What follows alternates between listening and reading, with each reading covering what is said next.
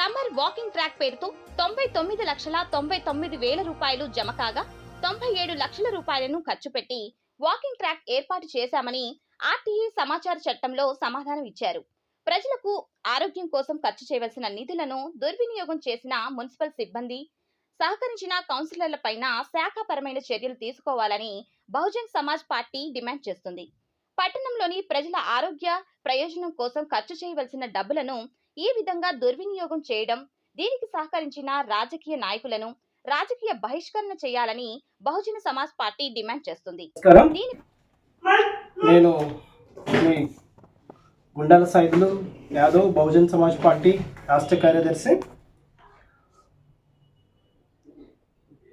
నేను ఒక 20 రోజుల క్రితం ఆర్టీఏ సమాచార హక్కు చట్టం ప్రకారం మాచర్ల మున్సిపల్ క్వారీ చుట్టూ సమ్మర్ వాకింగ్ ట్రాక్ గురించి సమాచారం అడగగా ఇందుకు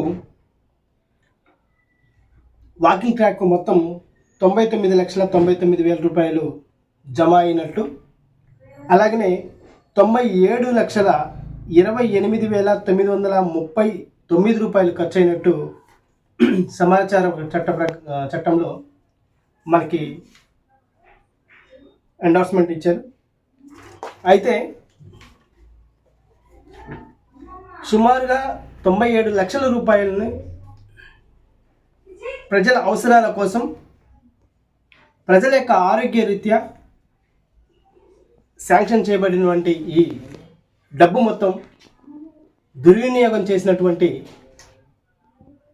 దాన్ని మనకు అందుబాటులోకి తీసుకురాకుండా కొంత ఖర్చు పెట్టి మాచర్ల పట్టణ ప్రాంతంలో ఎస్సీ హాస్టళ్ళు, బీసీ హాస్టళ్ళు, అసలు వాటి పరిస్థితి చూడండి ఒక్కసారి. ఈ ఖర్చు పెట్టిన డబ్బులు చూడండి ఒకసారి. ఇది మొత్తము మంది కాదులే అనుకుంటున్నారు. ఇది మొత్తం ప్రజాధనమే.